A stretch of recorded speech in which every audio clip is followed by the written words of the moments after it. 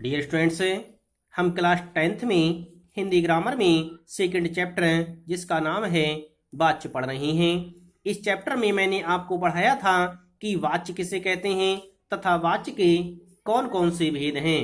मैंने आपको पढ़ाया कि वाच्य के दो प्रकार हैं। Number 1 कर्तृवाच्य, number 2 अकर्तृवाच्य। कर्तृवाच्य में मैंने आप लोगों के लिए अच्छी तरह से पढ़ा दिया था कि कर्तृवाच्य किसे कहते हैं। मैंने आपको अकर्तृवाच्य के दो भेद पढ़ाए थे। नंबर 1 कर्मवाच्य, नंबर 2 भाववाच्य। मैंने आपको कर्मवाच्य के विषय में अच्छी तरह से पढ़ा दिया था कि कर्मवाच्य किसे कहते हैं तथा कर्मवाच्य के कौन कौन से उदाहरण हैं। मैंने आपको उदाहरणों के माध्यम से कर्तृवाच्य और कर्मवाच्य को अच्छी तरह से समझा दिया था। अब मैं आपको पढ़ाऊंगा कि भाववाच्य किसे कहते हैं तथा भाववाच्य के कौन कौन से उदाहरण हैं। डियर स्टूडेंट्स, अब हम पढ़ेंगे कि भाववाच्य किसे कहते हैं।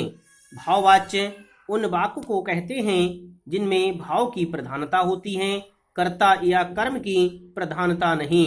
जिन वाक्यों में भाव की प्रधानता होती है, कर्ता और कर्म की प्रधानता नहीं होती, उन वाक्यों को भाववाच्य कहते हैं। कहने का तात्पर्य यह है कि जिन वाक्यों में क्रिया का लिंग, वचन, कर्ता और कर्म के अनुसार प्रयोग ना किया गया हो बल्कि भाव के अनुसार प्रयोग किया गया हो, ऐसे वाक्य भाववाच्य कहलाते हैं। इसमें क्रिया सदैव अकर्मक तथा एक वचन में होती है। भाववाच्य में क्रिया हमेशा अकर्मक होती है। इसमें क्रिया कर्म से युक्त नहीं होती है, अकर्मक होती है तथा क्रिया में हमेशा एक वचन होता है। क्रिया एक वचन की ही प्रयोग की जाती है। क्रिया हमेशा अकर्मक होती है। अधिकतर प्रयोग निषेधार्थक वाक्यों में होता है। इन वाक्यों में निषेधार्थक वाक्यों का प्रयोग किया जाता है। इस तरह से हमने अच्छी तरह से समझा कि भाववाच्य उन वाक्यों को कहते हैं जिनमें भाव की प्रधानता होती है, ना कर्ता की प्रधानता होती है और ना ही कर्म की प्रधानता होती है।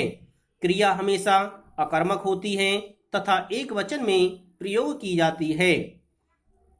अब हम भाववाच्य को निम्न उदाहरणों के माध्यम से अच्छी तरह से समझेंगे। इसका पहला उदाहरण है अब चला जाए। डियर स्टूडेंट्स, यदि इस उदाहरण को हम देखें तो इसमें ना तो कर्ता है और ना ही कर्म है। इसमें भाव की प्रधानता हो रही है और भाव के अनुसार क्रिया लगी हुई है कि अब चला जाए। दूसरा उदाहरण है रात भर कैसे जागा जाएगा। इसमें भी भाव के अनुसार क्रिया लगी हुई है। इसमें भाव यह उत्पन्न हो रहा है कि कैसे जागा जाएगा। अगला उदाहरण है उससे बैठा नहीं जाता। यह वाक्य भी निषेधात्मक है और इसमें भाव उत्पन्न हो रहा है कि हम कैसे बैठ पाएंगे, उससे बैठा नहीं जाता है। अगला उदाहरण है बच्चों से रात भर कैसे सोया जाएगा। डियर स्टूडेंट्स, इस तरह से इन सभी वाक्यों में भाव की ही प्रधानता है। इसमें क्रिया का प्रयोग कर्ता या कर्म के अनुसार नहीं किया गया है और ना ही इनमें कर्म लगा हुआ है। यह सभी वाक्य अकर्मक हैं। इसमें क्रिया के साथ कर्म जुड़ा हुआ नहीं है, इसीलिए यह सभी वाक्य भाववाच्य कहलाएंगे।